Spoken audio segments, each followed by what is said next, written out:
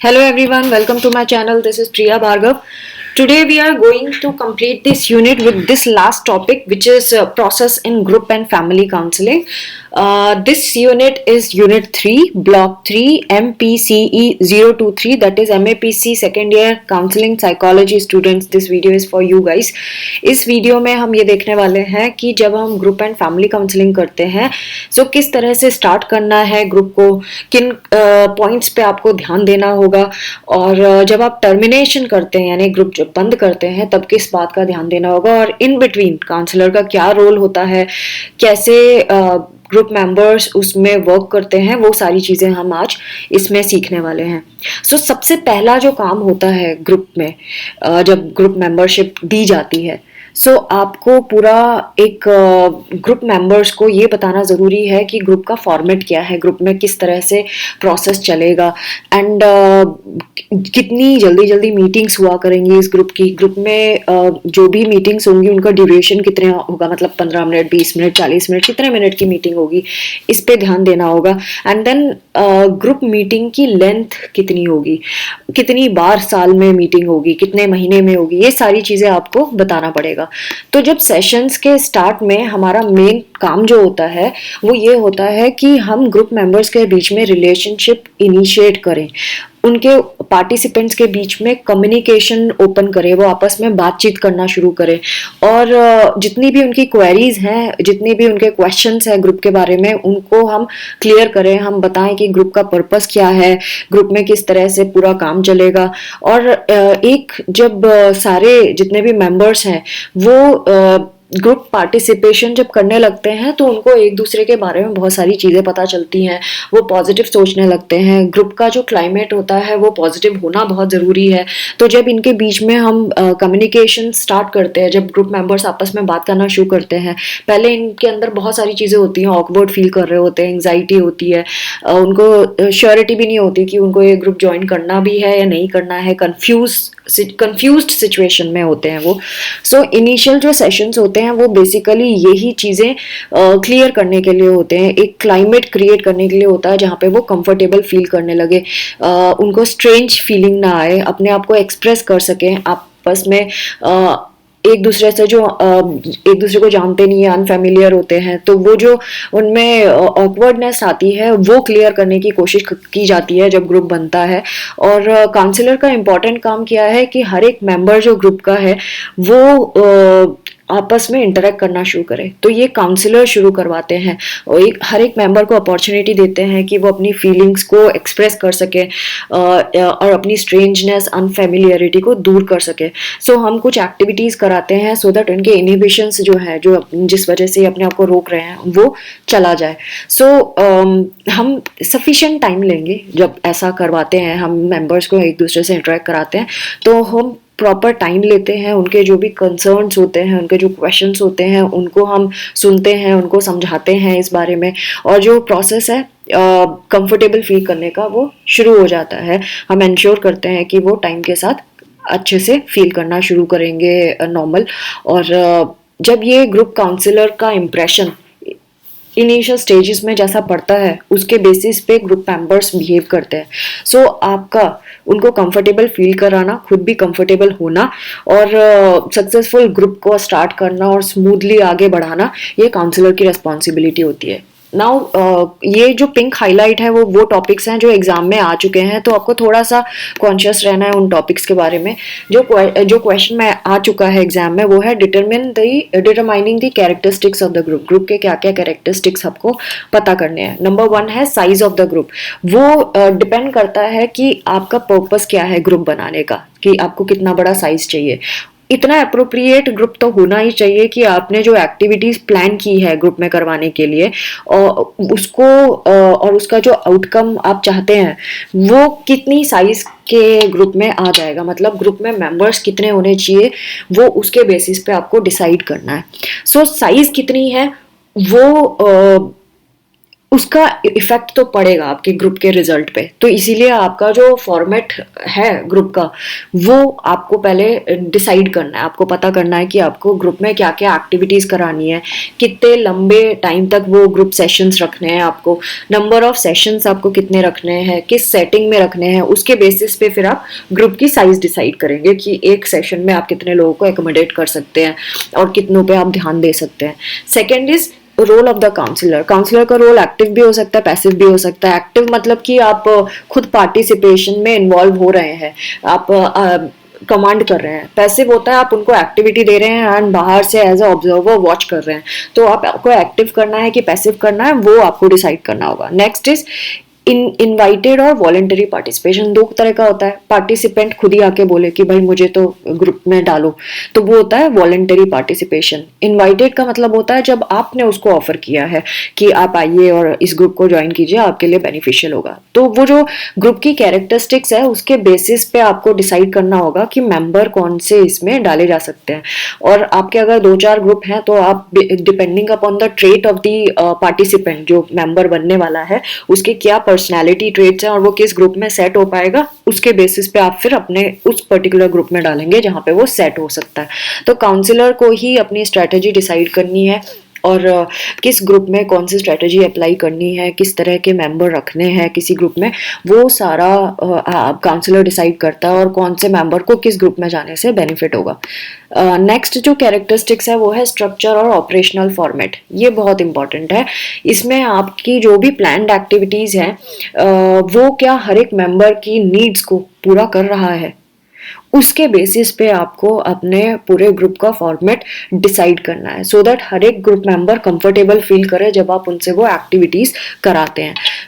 कोई बड़ा ग्रुप है जैसे कि जहाँ पे करियर जैसे किसी कोचिंग क्लासेस हो गई या फिर ओरिएंटेशन पर्पसेस के लिए कोई ग्रुप है या किसी कंपनी ने बहुत सारे एम्प्लॉयज को डाला है, तब तो आपको ज़्यादा सोचने की ज़रूरत नहीं है, किसी भी चीज़ को कंसीडर करने की ज़रूरत नहीं है। लेकिन छोटा ग्रुप है तो आपको ज़्यादा ध्यान देना पड़ेगा। Next point is monitoring the ongoing activities. ये आपका काम होता है काउंसलर का। देखिए यहाँ तक तो ये था determining the characteristics of the group, ये सिर्फ यहाँ तक है। अब ये मॉनिटरिंग दी ऑनगोइंग एक्टिविटीज ये अलग टॉपिक है, ये उससे रिलेटेड नहीं है इसके ऊपर वाले से। तो आप यहाँ पे जो नंबर लिखे होते हैं ना उससे आपको आइडेंटिफाई कर सकते हैं कि कौन सा किस टॉपिक के अंदर आता है। अब काउंसलर का क्या काम है, एक्टिविटी तो आपने स्टार्ट कर ली, अब काउंसलर ऑब्जर्व करेगा कि क्या क्या बेनिफिट्स हो रहे हैं ग्रुप मेंबर्स को, क्या जितना जिस रिक्वायरमेंट के लिए उस पर्टिकुलर मेंबर को डाला गया था, मतलब इतने सारे मेंबर हैं तो हर एक मेंबर की अपनी अपनी इंडिविजुअल नीड्स होती है ना, उनकी अपनी अपनी स्किल्स होती है। तो उसके बेसिस पे आपको बताना है कि उनका क्या उन पे किस तरह का चेंज आ रहा है, उनके बिहेवियर में चेंज आ रहा है, क्या इंटरेक्टिव इफेक्ट आप कम्युनिकेशन में आप देखने के लिए मिल रहा है आपको खुद के साथ और दूसरों के साथ, वो किस तरह से बिहेव कर रहा है, क्या उसमें चेंजेस जो आ रहे हैं वो पॉजिटिव चेंजेस हैं या वो सिर्फ काउंसलर को कुछ भी दिखाई नहीं दे रहा कि इसमें कोई भी पॉजिटिव चीज नहीं हो रही है ग्रुप में। तो फिर काउंसलर को दोबारा रिकंसीडर करना पड़ेगा क्या करना है, कौन सी एक्टिविटीज प्लान करना है। तो काउंसलर को कॉन्स्टेंटली अलर्ट रहना पड़ेगा देखने के लिए कि कौन कौन से सिम्टम्स में चेंजेस आए हैं, क्या चेंजेस आए हैं, क्या उनकी जो निगेटिव चीज़ें थी वो हट रही हैं, मिनिमाइज हो रही हैं और जो पॉजिटिव स्किल्स हैं वो बढ़ रही हैं। तो ऑनगोइंग एक्टिविटीज़ जो हैं वो बहुत इंपॉर्टेंट होती है पता लगाने के लिए कि ग्रुप की प्रोग्रेस किस डायरेक्शन में जा रही है, क्या ग्रुप को वाकई फायदा हो रहा है इससे या नहीं हो रहा है, मेंबर्स को फायदा हो रहा है या नहीं हो रहा है। सो ग्रुप मेंबर्स की जो प्रोडक्टिविटी है वो बहुत ज़रूरी है जब भी आप कोई ग्रुप बनाते हैं। तो काउंसलर का काम है कि वो टाइम टू टाइम चेक करते रहें। Next is evaluating outcomes and productivity. So जो मेजर जैसे कि ऊपर भी मैंने बताया वही है, सिमिलर है, कुछ ज़्यादा डिफरेंस नहीं है। जो भी गोल्स होते हैं ग्रुप के, ग्रुप काउंसलिंग में क्लियर होना चाहिए पहली चीज कि आपने ग्रुप क्यों बनाया, आपका गोल क्या था, आपका एम क्या था बनाने का। एंड देन जब आपने ग्रुप बना लिया तो और उसका गोल भी सेट कर लिया, तो अब काउंसलर मॉनिटर करेंगे कि वो जो प्रोसेस करवा रहे हैं, जो एक्टिविटीज करवा रहे हैं, क्या वो गोल तक लेके जा रही है या नहीं लेके जा रही है। सो आउटकम भी आपको एक कौन से क्राइटेरिया जिसके बेसिस पे आप आउटकम डिसाइड करेंगे एंड कैसे आप उसको इवेलुएट करेंगे कि आपने जो भी एक्टिविटी कराई उसका आउटकम क्या हुआ, एंड देन आउटकम हुआ तो क्या वो वही हुआ जो आपका गोल था, उसी डायरेक्शन में हुआ। सो मेथड और एक्टिविटी क्या इफेक्टिव होगी इन चीज़ों को अचीव करने के लिए, वो भी काउंसलर की ड्यूटी होती है। सो जब इवैल्यूएशन आप करेंगे तो आपको ये पता चलेगा कि आपका जो गाइडेंस एक्टिविटीज़ हैं वो कौन सी इफेक्टिव हैं और कौन सी इनइफेक्टिव हैं, ज़्यादा इफेक्टिव कौन सी है और कौन सी टेक्निक्स को आपको इम्प्लीमेंट करना है और कौन सी टेक्निक्स ऐसी हैं जो आपको हटाना है। Next is values development activities for group. Group में देखिए कोई भी इंसान है वो अपनी वैल्यूज़ लेके आगे बढ़ता है, जैसे कि main and women equal rights वाली बात है ना, education for all equal rights की बात, फ्रीडम ऑफ एक्सप्रेशन ये भी हमारा राइट है ना, एल्डर्स को रेस्पेक्ट देना ये भी, ये सारी वैल्यूज है ना, जो हम लेके चलते हैं एक समाज को अच्छी दिशा में ले जाने के लिए। काउंसलर भी इस चीज़ का केयर करेंगे कि ये सोसाइटी, फैमिली और कल्चर में जो वैल्यूज हैं वो ग्रुप मेंबर्स में इम्प्लीमेंट की जाए, उनको ये चीज़ें बताई जाएं। तो जो वैल्यूज़ एक तो होती हैं जो आप अपनी लाइफ से सीखते हैं और दूसरा होता है वो जो आप अपने एक इंडिविजुअल की खुद की वैल्यूज़ होती है ना। सो वो सारी चीज़ें आपको पता लगानी है हर एक पर्सन की क्या क्या वैल्यूज़ हैं और कौन सी ऐसी वैल्यूज़ हैं जो आपको इम्प्लीमेंट करनी है और कौन सी ऐसी वैल्यूज़ हैं जो आपको लगता है कि ये वो हैं जो बेसिकली वैल्यूज़ नहीं मानी जाती बट वो इंडिविजुअल उसको वैल्यू कंसीडर करता है। सो उसके जो बिलीफ सिस्टम है उससे थोड़ा सा डिस्कशन करना ज़रूरी है। सो सोसाइटी जो मॉडलिंग होती है, मॉडलिंग एक होता है कि दूसरे को देख के सीखना। सो सोसाइटी में क्या चल रहा है उससे हम उनको सिखा सकते हैं कि सोसाइटी में ये चीज़ इन है and this is out. Now values of group counselling, ये भी इंपॉर्टेंट टॉपिक है, देखिए पिंक से हाईलाइट है, सो इसको थोड़ा सा कॉन्शियसली समझना पड़ेगा। सो कोई भी इंसान जब वो एक्सप्लोर करेगा ग्रुप में कि उसको ग्रुप में क्यों आना है, तो वो ये देखेगा कि उसकी नीड्स क्या है, डेवलपमेंटल नीड्स क्या है, एडजस्टमेंट नीड्स क्या है, उसकी प्रॉब्लम्स क्या है, कंसर्न्स क्या है, क्या ये ग्रुप उसको ये सारी चीज़ें री इन्फोर्स कराएगा, मतलब इस ग्रुप में आके उसको इन चीज़ों जो उसकी रिक्वायरमेंट है वो फुलफिल होगी कि नहीं होगी। सो ग्रुप जो है उसको ऐसा एनवायरनमेंट दे जो रियलिस्टिक है, जो रियल है, फेक नहीं होना चाहिए, सो दैट ये जब इंसान अपने जैसे ग्रुप के बाकी मेंबरों से मिलेगा, एक मेंबर जब बाकी मेंबर से मिलेगा तो वो समझ पाएगा क्या प्रॉब्लम है उसकी और क्या उसके जैसी बाकियों की भी प्रॉब्लम होगी तो उनकी प्रॉब्लम भी समझ पाएगा। अब जब वो प्रॉब्लम समझ जाएगा और उसको ये लगेगा कि मेरे जैसी प्रॉब्लम के बाकी लोग भी हैं तो इनकी शेयरिंग ईजी हो जाती है, ये अपनी प्रॉब्लम्स को दूसरों के साथ शेयर आसानी से कर पाएंगे एंड दूसरे की प्रॉब्लम भी समझ पाएंगे। सो इससे वो एक कंफर्टेबल जोन में आ जाते हैं। जब एक जैसी प्रॉब्लम हो तो इंसान एक दूसरे को उससे ज़्यादा मोटिवेट होता है कि ठीक है इसकी भी ये प्रॉब्लम है और ये इस तरह से रिजॉल्व कर रहा है, मैं भी इसी तरह से रिजॉल्व कर सकता हूँ किसी प्रॉब्लम को, है ना। सो इसीलिए ग्रुप बनाए जाते हैं एंड ग्रुप में इसीलिए ये एक दूसरे को बेनिफिट कर सकते हैं। बट सबसे पहली चीज़ ये होती है कि ग्रुप मेंबर्स जो हैं वो सिक्योर फील करें whenever they are interacting, वो रिस्क ले सकते हैं, फ्रीली अपने आप को एक्सप्रेस कर सकते हैं और जो भी उनकी नीड्स है वो बाकी मेंबर्स से शेयर कर सकते हैं और बाकी मेंबर्स कैसे अपने रिसोर्सेज यूटिलाइज कर रहा है वो भी समझ सकते हैं। ग्रुप काउंसलिंग में अगर आगे हम करें तो क्लाइंट्स को बहुत अच्छी अपॉर्चुनिटी मिल जाती है कि वो अपना इनसाइट मतलब अपने अंदर क्या चल रहा है वो झांक सके, अपनी फीलिंग्स और बिहेवियर को पे नोटिस कर सके कि कहाँ वो गलत करते हैं, कहाँ वो सही करते हैं। येलोम 2005, यहाँ पे अगर आप नाम देखेंगे येलोम 2005 में उन्होंने इसके बारे में डिस्कस किया था, माइक्रोकॉस्म ग्रुप, सोशल माइक्रोकॉस्म के बारे में।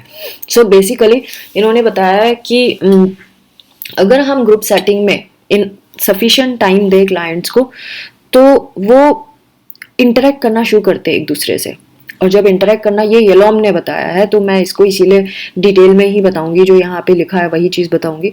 एक दूसरे से इंटरेक्ट करते हैं और एक इंटरपर्सनल यूनिवर्स बना लेते हैं छोटा सा, जहाँ वो अपने एक्सपीरियंसेस, अपने माल एडेप्टिव बिहेवियर भी शो कर देते हैं एंड इंटरपर्सनल बिहेवियर जो होता है उनका वो भी ग्रुप में देखने के लिए मिल जाता है। तो येलोम स्टेट्स करते हैं कि करेक्टिव इमोशनल एक्सपीरियंसेस जो ग्रुप में होते हैं उसके बहुत सारे कंपोनेंट्स होते हैं, वो कौन कौन से होते हैं? यहाँ से अगर मैं रीड करूँ तो Yalom also states that corrective emotional experiences in groups may have several components. जब उनके जो इमोशनल एक्सपीरियंसेस हैं ग्रुप में, करेक्टिव इमोशनल एक्सपीरियंसेस की बात कर रहे हैं, उनके उसके बहुत सारे कंपोनेंट्स होते हैं। जिसमें कौन कौन से आते हैं, जैसे कि ये है a strong expression of emotion which is interpersonally directed and which represents a risk taking on the part of the patient. जो पेशेंट है वो स्ट्रॉन्ग इमोशन का एक्सप्रेशन दिखाते हैं आपस में एक दूसरे से, और जब ये बताते हैं तो ये पेशेंट जो है ये एक रिस्क टेकिंग का काम करते हैं आपस में जब इंटरेक्ट करते हैं। A group supportive enough to permit this risk taking, और ग्रुप ऐसा होना चाहिए कि अगर वो ऐसे इमोशनल एक्सप्रेशन शो कर रहे हैं तो वो ग्रुप परमिट करे, उसको रोके ना। Reality testing, which allows the patient to examine the incident with the aid of consensual validation from the other members. बाकी के जो members हैं रियलिटी टेस्टिंग में किसी पेशेंट की हेल्प कर सकते हैं, जहां वो पेशेंट चेक कर सकता है कि कहाँ पे वो गड़बड़ कर रहा है और कहाँ पे वो सही है, और जहां वो सही है वहां पे बाकी मेंबर्स उसको वैलिडेट करते हैं और हेल्प करते हैं कि ये इमोशनल एक्सप्रेशन उसको कंटिन्यू करना है और ये हटाना है। A recognition of the inappropriateness of certain interpersonal feelings and behavior or of the inappropriateness of certain avoided interpersonal behaviors, और ये भी पता लगाना कि कौन सी ऐसी interpersonal feelings या behavior हैं जो inappropriate हैं, ये भी इनको ग्रुप में पता चल जाता है। The ultimate facilitation of the individual's ability to interact with others more deeply and honestly, और ये ग्रुप ये भी फैसिलिटेट करता है, ये भी अलाउ करता है कि इंसान अपने ऑनेस्ट एज अ वट उनके अंदर जो रियलिटी है, जो वो रियल है, वो अपने उस तरीके से वो इंटरेक्ट कर सके। उनकी एबिलिटी जो होती है इंटरेक्ट करने की दूसरों से डीपली और ऑनेस्टली, वो भी अलाउ करता है ये ग्रुप। तो जो क्लाइंट्स है जब अपने बारे में ये चीज़ें जान लेते हैं तो वो अपने बिहेवियर और फीलिंग्स को एनालाइज कर सकते हैं और वो आसानी से इंटरेक्ट कर सकते हैं बाकी मेंबर्स से जो काउंसलिंग ग्रुप में बैठे हैं। उनको अपने सेल्फ कंसेप्ट के बारे में पता चलता है, सेल्फ कंसेप्ट को वो चेंज कर सकते हैं। सेल्फ कंसेप्ट मतलब वो जो आप अपने बारे में सोचते हैं, आप किस तरह के इंसान हैं, आप अपने आप को कहाँ स्टैंड करते हैं जबकि दुनिया आपको दूसरे लेवल पे सोचती है, तो रियल में आप क्या हैं, कैसे हैं, उसको आप एनालाइज कर पाते हैं और चेंजेस ला सकते हैं जहां आपको लगता है कि ये चीज़ गलत है। और इवन जब आपके परसेप्शंस खुद के बारे में चेंज हो जाते हैं तो आप अपने करियर डिसीजंस अच्छे से ले सकते हैं, अपनी अपॉर्चुनिटीज़ देख सकते हैं पॉजिटिव चेंज की, कैसे आप अपने अंदर पॉजिटिव चेंज ला सकते हैं। आप ग्रुप काउंसलिंग में अपने बारे में बहुत सारी इंफॉर्मेशन ले सकते हैं और बहुत सारा बेनिफिट उठा सकते हैं। ग्रुप काउंसलिंग में और भी बहुत सारे बेनिफिट्स होते हैं जो इन्होंने बताए हैं, जैसे कि ग्रुप काउंसलिंग जो है वो positive and natural relationship develop करने की अपॉर्चुनिटी प्रोवाइड करता है। इंटरेक्शन जो है ग्रुप के अंदर इस तरह से हो जिससे वो ग्रुप मेंबर्स अपने ऊपर एक्सपेरिमेंट कर सके, जान सके कि कैसे इंटरपर्सनल रिलेशनशिप्स को मैनेज करना है और कैसे एक अच्छे रिलेशनशिप को रिजल्ट में लाना है।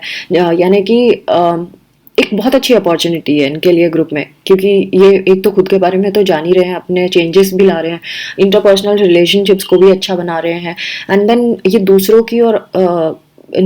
की फीलिंग्स और नीड्स के लिए सेंसिटिव हो जाते हैं जब ये ग्रुप में आते हैं। इनको पता चलता है कभी कभी इनसेंसिटिविटी जो शो करते थे अब नहीं करते हैं। सो ग्रुप में हमें ये चीज़ें भी देखने के लिए मिलती हैं जो आप क्लाइंट में चेंजेस देखेंगे, उनके बिहेवियर में चेंज देखेंगे, वो अपने बिहेवियर में चेंज लाने के लिए सीखते हैं कैसे बिहेवियर में चेंज लाना है। जब ग्रुप में कोई भी इंटरेक्शंस होते हैं या कोई भी एक्टिविटीज़ होती हैं तो ये अपने एक्सपीरियंसेस शेयर करते हैं जब और दूसरों बिहेवियर पैटर्न्स में को मॉडिफाई करते हैं और जो भी अप्रोप्रिएट बिहेवियर चाहिए इंटरपर्सनल स्किल्स में वो भी किसी पर्टिकुलर सिचुएशन में जो चाहिए उस पर भी काम करते हैं और न्यू टेक्निक सीखते हैं। ग्रुप काउंसलिंग अगेन क्लाइंट्स को एक रिस्पॉन्सिबल पर्सन बनाती है, जहां वो खुद की रिस्पॉन्सिबिलिटी तो लेते हैं, दूसरों की भी लेते हैं। अगर आप क्लाइंट्स की बात करें, जब वो पहले जैसे उनकी टेंडेंसीज होती थी कि वो हमेशा रिस्पॉन्सिबिलिटी से भागते थे, अपने बिहेवियर की रिस्पॉन्सिबिलिटी नहीं लेते थे, कुछ भी करते जाएंगे और बोलेंगे इसकी वजह से हुआ, इसने किया था इसीलिए ऐसा हुआ, मतलब हमेशा अवॉइड करेंगे कि भाई हम रिस्पॉन्सिबिलिटी नहीं लेना। तो जब ये ग्रुप इंटरेक्शन होता है और ग्रुप इंटरेक्शन में जब ये पार्टिसिपेट नहीं करते हैं किसी असाइनमेंट को देने पर, तो ये इसको बोलते हैं ये अवॉइड कर रहे हैं। ये अवॉइडेंस टेक्निक्स होती है उनकी कि वो कहीं पार्टिसिपेट नहीं करेंगे, भागेंगे। सो जब ये ग्रुप में रहते हैं तो जब ग्रुप गोल दिया जाता है और ग्रुप रिलेशनशिप डेवलप करने की बात की जाती है, तो वहाँ पे ये सारी चीज़ें सीखते हैं जहाँ से जब वो पहले जैसे भागते थे अब नहीं भागते हैं। नाउ जो इंटरेक्शन है ग्रुप मेंबर्स का आपस में, ये इनको मोटिवेट करता है कि ये अपनी चीज़ें प्लान करें और अपने तरीके से उनको एक्ट करें उनके ऊपर, जो भी वो प्लान करते हैं अपने लिए। ये जज कर पाते हैं हर एक चीज़ को। एक्टिविटीज़ इनको ऐसी दी जाती है जिनको करके ये और ज़्यादा स्मार्टर हो जाते हैं और आगे भी अपनी चीज़ें प्लान कर सकते हैं फ्यूचर को लेकर। इनको लाइफ का डायरेक्शन मिलने लगता है, इनके बिहेवियर में चेंज आ जाता है, तो इनमें वैल्यूज़ डेवलप होने लगती है बिहेवियर को लेकर एंड किस तरह से आगे बढ़ना है। जिनको वैल्यूज़ के बारे में कुछ नहीं पता होता, जिनकी लाइफ में कोई वैल्यू नहीं होती, वो जनरली ना मीनिंगलेस आर्ग्यूमेंट्स में पड़े रहते हैं, नॉन प्रोडक्टिव एक्टिविटीज़ में पड़े रहते हैं, हमेशा फ्रस्ट्रेटिंग बिहेवियर शो करते हैं। सो ये लोग, आप उन सारे लोगों में देखोगे जिनका कोई लाइफ में पर्पस नहीं होता या वैल्यूज़ नहीं होती, वो इसी तरह के बिहेवियर में लगे रहते हैं, meaningless, non productive and frustrating behaviour. Individual और ग्रुप काउंसलिंग की अगर बात करें तो क्लाइंट की वैल्यूज़ जो होती हैं उनको हेल्प करती हैं कि वो अपने फ्यूचर को कहाँ देख सकते हैं, अपने गोल को सेट करने में हेल्प करती है। तो ये काउंसलर का काम है कि क्लाइंट को एड्रेस कराएं कि उनकी वैल्यूज़ क्या है, सो दैट वो अपने गोल को अचीव कर सके और क्लाइंट की लाइफ एक सिग्निफिकेंट लाइफ बन जाए। Now, last topic of today's video is termination. Termination, again, this is important topic, pink से highlighted है। So termination, सी काउंसलर अपनी मर्जी से भी कर सकता है, ग्रुप मेंबर्स भी कर सकते हैं, ग्रुप मेंबर एंड काउंसलर मिलके भी कर सकते हैं। Termination is something which we have to do no matter what. So counsellor को पहली बात ये नोटिस होगा कि ग्रुप मेंबर्स ना रेजिस्ट कर रहे हैं टर्मिनेशन को, अवॉइड कर रहे हैं, वो करना नहीं चाहते, वो सोचते हैं कि टर्मिनेशन ना हो ग्रुप का तो अच्छा, हमें तो मज़ा आने लगा है। सो इस चीज़ को देखते हुए काउंसलर की ड्यूटी है कि वो टाइम टू टाइम सबको रिकॉल कराते रहें, ओपन कम्युनिकेशन रखें, इंटरपर्सनल रिलेशनशिप्स जो होती हैं उन पे तो ध्यान देना ही है, ट्रस्ट और सपोर्ट भी इसमें होता है ग्रुप में। तो काउंसलर को ये चीज़ें देखते हुए ध्यान रखना है कि ग्रुप मेंबर्स ये ना सोचने लगे कि ये इतनी सारी चीज़ें हमें ग्रुप में मिल रही हैं तो हम बंद नहीं करेंगे, ग्रुप चलते रहने देंगे इंडेफिनेटली। बट ये काउंसलर का काम है कि टाइम टू टाइम इनको रिकॉल कराते रहें, अपने कब ग्रुप को टर्मिनेट करना है उसकी इम्पोर्टेंस को बताना शुरू कर दें, स्पेसिफिक टाइम लिमिट के लिए ग्रुप बना है उसको बताना शुरू कर दे। काउंसलर रिमाइंड कराएं ग्रुप को, टाइम जैसे जैसे आने लगता है टर्मिनेशन का, वो रिमाइंड कराते रहे ग्रुप मेंबर्स को कि अब खत्म करना है ग्रुप को, सो दैट अपना माइंड मेकअप हो जाए, मेंबर्स का माइंड मेकअप हो जाए। सो काउंसलर, जैसे मैंने बताया कि 3 तरीके से हो सकता है, काउंसलर अकेले भी कर सकते हैं, ग्रुप मेंबर्स के साथ भी कर सकते हैं, कंबाइंड वे में भी कर सकते हैं। तो अगेन टर्मिनेशन के लिए भी काउंसलर को की स्किल होना ज़रूरी है, उनकी प्लानिंग होना ज़रूरी है। ये बहुत इंपॉर्टेंट है। कब इंपॉर्टेंट है टर्मिनेशन? जब गोल अचीव हो चुका है और आपने देखा कि इंडिविजुअल्स अपनी लाइफ में इंडिविजुअली अचीव कर रहे हैं जो जिस वजह से वो आए थे, एंड अपनी एवरीडे लाइफ के इवेंट्स को आराम से वो हैंडल कर पा रहे हैं। अगर उन्होंने ये सीख लिया तो आपको ग्रुप बंद करना पड़ेगा। एंड बहुत और दूसरे फैक्टर्स भी हैं जब आपको ग्रुप बंद करना पड़ता है या टर्मिनेट करना पड़ता है। पहली चीज़, अगर आपको लग रहा है कि फेवरेबल एनवायरनमेंट नहीं मिल रहा ग्रुप में मेंबर्स को एंड कोई प्रोडक्टिव काम नहीं हो रहा, नॉन प्रोडक्टिव और हार्मफुल एनवायरनमेंट बन गया है, तब आपको ग्रुप बंद करना पड़ेगा। या फिर प्रोग्रेस बहुत स्लो है ग्रुप की और बहुत लंबे लंबे टाइम, और ये सारे के सारे ज़्यादातर एक दूसरे पर डिपेंड हो गए हैं, ये इंडिविजुअली अपने आप को हैंडल नहीं कर पा रहे हैं बल्कि ओवर डिपेंडेंसी शो कर रहे हैं, तब आपको ग्रुप बंद करना पड़ेगा। और मीनिंगफुल पर्पस जो था आपका, अगर वो नहीं हो पा रहा, आपको लग रहा है कि जिस पर्पस के लिए आपने खोला था वो शुरू में तो चला लेकिन अब नहीं चल रहा, तो भी आपको ग्रुप टर्मिनेट करना पड़ेगा। तो friends this was all about unit 3. हमने आज यूनिट 3 कंप्लीट कर ली and soon you will get the videos on unit 4 as well. So I hope आपको मेरे वीडियोस बेनिफिशियल लगते होंगे और अगर लगते हैं तो प्लीज़ कमेंट करें, मुझे मोटिवेट करते रहें सो दैट मैं कंटिन्यू करूँ वीडियो बनाना. And do not forget to subscribe, like and share my videos with rest of the students. Thanks for watching. Take care of yourself. Bye.